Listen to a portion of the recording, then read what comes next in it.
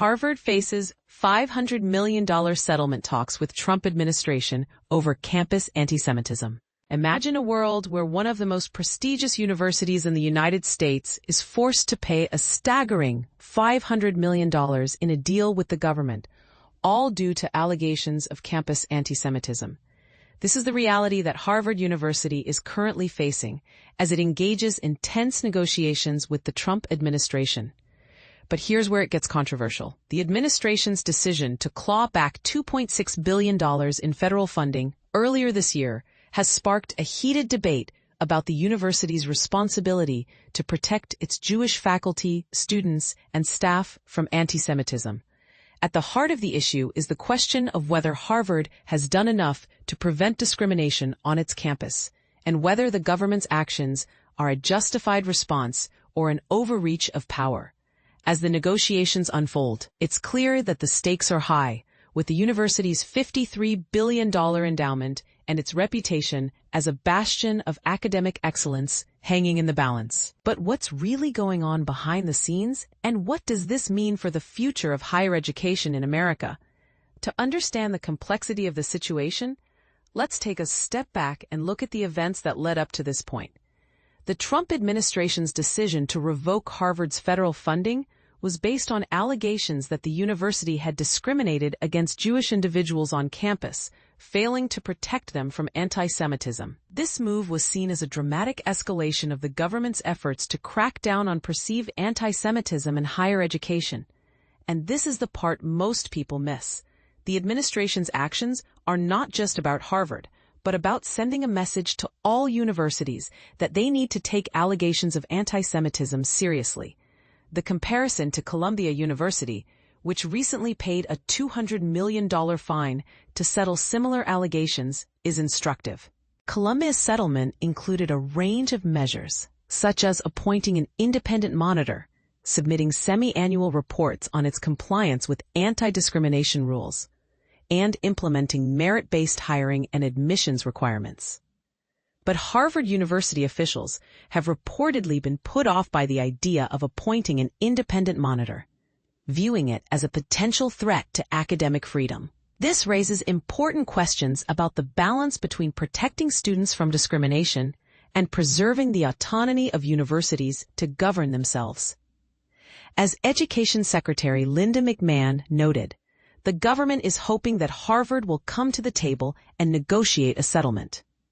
But the university is still pursuing its lawsuit against the administration, arguing that the revoking of its federal grants violates its First Amendment rights.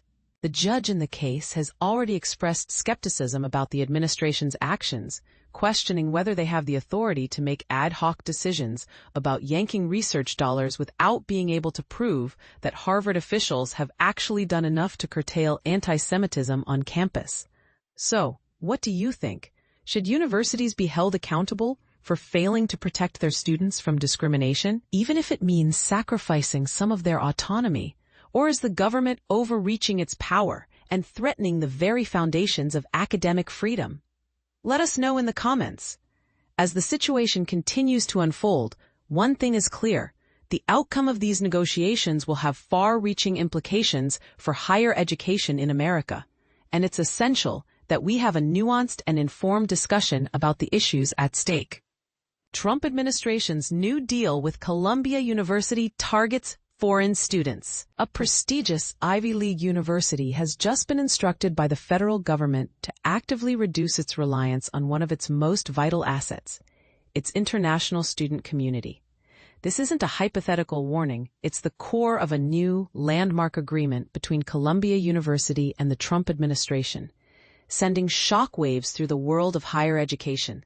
At the heart of the issue is Columbia's significant global presence. A remarkable 38% of its student population, which translates to about 13,750 individuals out of a total of roughly 35,800, comes from countries outside the United States. These students are not just a cultural asset, they are a major financial pillar for the university. The new resolution agreement directly confronts this, mandating that Columbia must examine its business model and take steps to decrease financial dependence on international student enrollment.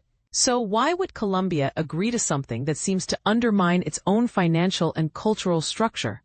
In a letter to the university community, Acting President Claire Shipman explained the deal as a difficult but necessary choice. She argued that fighting the administration's demands in court could have jeopardized the visas of thousands of current international students, creating a massive crisis. The agreement, she said, brought an end to a period of profound institutional uncertainty.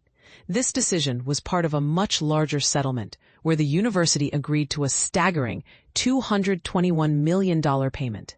This payment resolves several civil rights investigations and, crucially, restores Colombia's access to hundreds of millions of dollars in federal research grants. The agreement also formalizes a number of reforms the university has undertaken to combat anti-Semitism and incorporates other Trump administration priorities, such as mandating all-female sports and prohibiting the use of race-based preferences in the admissions process.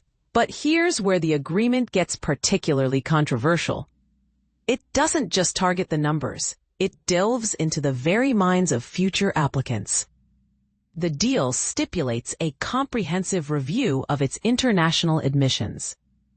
This review will ensure that prospective students from abroad are asked specific questions designed to gauge their motivations for studying in America.